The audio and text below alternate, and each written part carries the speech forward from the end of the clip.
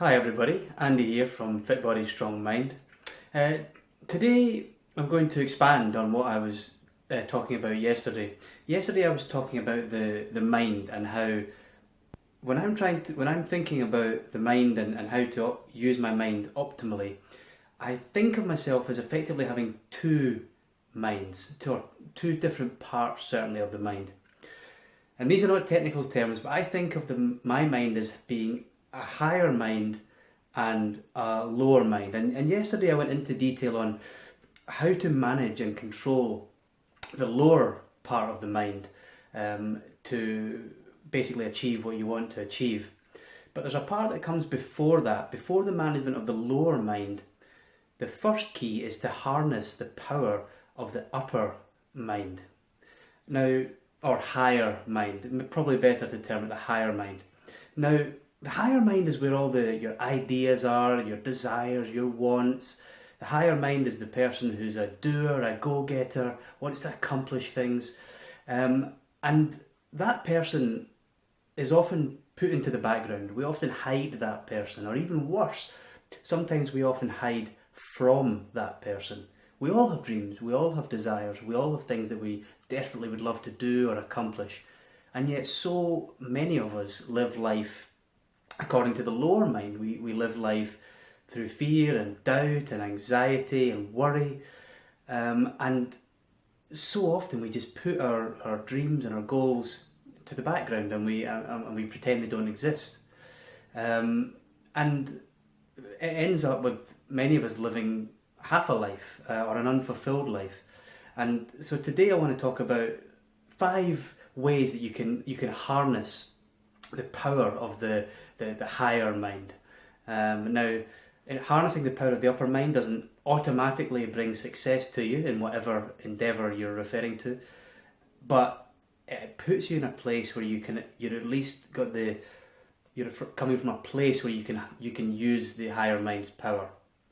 You still have to control the lower mind and take action, but you have to harness the higher mind first. Now, there are 5 ways that you can get started with doing that. So the first one is honesty. Now, that sounds like a strange thing to do, to put honesty in a box like it's some kind of tool, but it is, and so many of us aren't honest enough about what we really want long term, what we want out of life. And it's the first thing we have to do is be honest with ourselves. If we're going to harness the power of our higher mind, we have to be honest. We have to be clear with ourselves. We have to sit down and say, okay, what do I really want? Do I really want to be in the job I'm in just now? Do I really want to have the kind of fitness and health that I've got just now? Or do I want to be truly honest with myself? And what do I want? What do I really want to go for? So honesty is first. The second way that you need to start harnessing your higher mind is to be courageous. Courage follows on immediately from honesty. So there's a form of courage in being honest, but then the second form of courage is decision. To take the decision to go for the thing that you honestly want. That takes a lot of courage. Then there's another form of courage required after that, which is the courage of taking action. And that's what we talked about yesterday, controlling the lower mind and having the courage to take action in spite of doubts and worries and fears. Once you've been honest with yourself and you've courageously taken the decision you need to take to go for what you want in life, the next 3 things are more like tools. Now, I'm going to leave goal setting out of this because that's a whole different topic. The 3 tools I'm going to talk about are visualization, affirmations or self-talk, and writing down your dream or your vision. So first of all, we'll talk about writing down. So you've been honest with yourself, you've had the courage to take a decision on what you want to go for. The next step is writing it down, making it real. Outline that vision. Outline your dream. What it is you want to accomplish in life, or what it is you want to be, or what you want to look like, what you want your body to be. Write it down, get it on paper, make it real.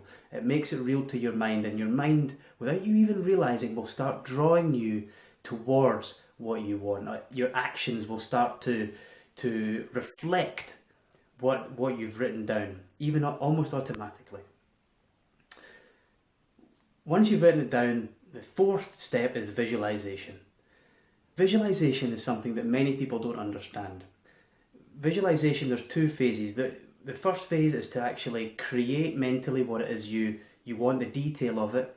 And the second phase is to practice it. Visualization, like anything else, is a habit, it's a practice. We get better at it.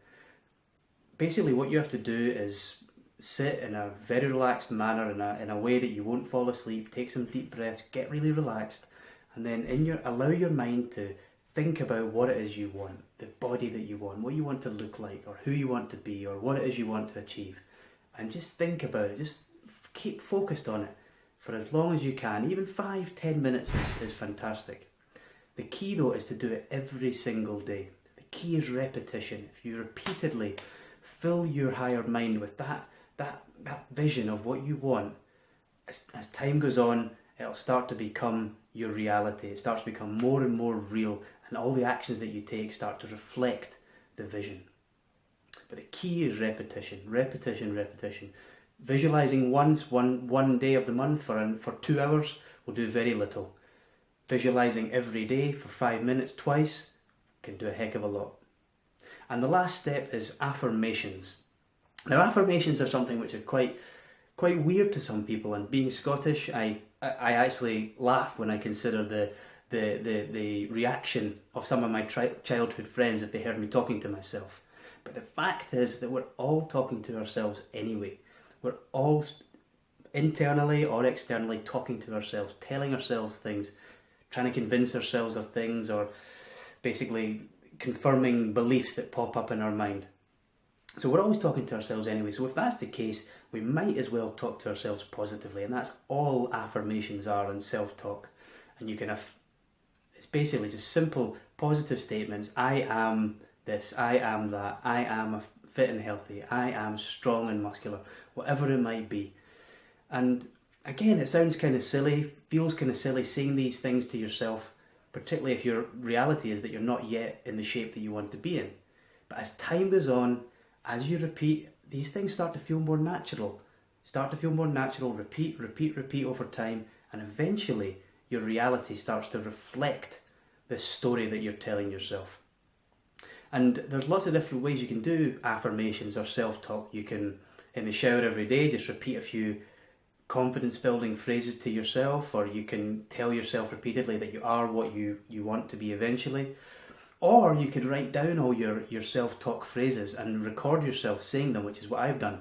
And then you can just listen to them in the car, getting dressed, doing the hoovering, whatever it might be. You can just have your self-talk phrases playing in the background, and slowly but surely all these positive phrases and positive beliefs start to infuse themselves into your mind, and you really start to believe that you are that person. And combined with the vision that you've got in your mind, that you've visualized and that you've written down, it's extremely powerful in creating what you want to create. So that's how to harness the higher mind. Then of course, you still have to do what we talked about yesterday, or what I talked about yesterday, which is control the lower mind and take action in spite of all the doubts and fears that inevitably crop up.